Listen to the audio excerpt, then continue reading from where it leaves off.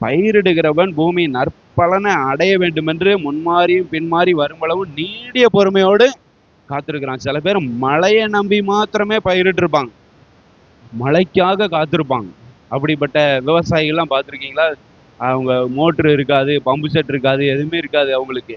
பார்த்தீங்கன்னா மழையை நம்பி மழை பெய்யுதே, அங்கே எல்லாம் வானிலை செய்திகள்லாம் சொல்லியிருப்பாங்க, இங்கே மழை வரும் அங்கே மழை வரும், அதை நம்பி என்ன பண்ணியிருப்பாங்க, பயிரிட்டு இருப்பாங்க. அவங்கெல்லாம் முன்மாரிக்காக பின்மாரிக்காக என்ன பண்ணுவாங்க, ரொம்ப வெயிட் பண்ணி தான் ஆகணும். அப்போ அந்த கர்த்தருடைய வேலைக்காக என்ன பண்ணுறாங்க, ஆண்டவரே மழை அனுப்புங்க ஆண்டவரேன்னு காத்திருக்காங்க. அது மாதிரி தான் நம்மளும் ஆண்டவருடைய வேலைக்காக காத்திருக்காங்க. அது தாழ்மையுள்ளவர்கள் அதுக்காக நிச்சயமா என்ன பண்ணுவாங்க, காத்திருப்பார்கள். அவசரப்படுறவங்க, கோபப்படுறவங்க, எரிச்சல் அடைகிறவங்க அதுக்காக என்ன பண்ண மாட்டாங்க, அது கர்த்தருடைய வேலையாவது இதாவது நம்ம ஏதாச்சும் ஒன்று அதுக்கு முன்னால செஞ்சிருவோம் அப்படின்னு செய்வோம். அப்படிப்பட்டவர்களாக நம்ம இருக்கக்கூடாது. அல்லேலூயா. கர்த்தர் செய்யட்டும், கர்த்தருடைய வேலை வரட்டும். அப்படி கர்த்தருடைய வேலை வந்தா தண்ணி கூட திராட்சரசமா மாறும்.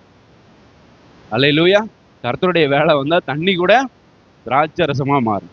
அதோடைய வேலைக்காக வெயிட் பண்ணுவோம். அல்லேலூயா. நிச்சயமா நல்ல செழிப்பும் நல்ல ஒரு ஆசீர்வாதம் நிச்சயமா அவருடைய பிள்ளைகளுக்கு ஆண்டவர் வைத்திருக்கிறார்.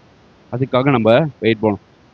ஏசாயா 40:31 சொல்லி உங்களை உற்சாகப்படுத்த விரும்புகிறேன். ஏசாயா 40:31, கர்த்தருக்கு காத்திருக்கிறவர்களோ, ஆமென். ஸோ கர்த்தருக்கு காத்திருக்கிறவர்களுக்குள்ள ஆசீர்வாதம் அங்கே சொல்லப்பட்டிருக்கு. புது பலனை அவர்கள் அடைவார்கள், கழுகுகளைப் போல செட்டைகள் அடித்து எழும்புவார்கள், ஓடினாலும் இளைப்படையார்கள், நடந்தாலும் சோர்ந்து போவார்கள்.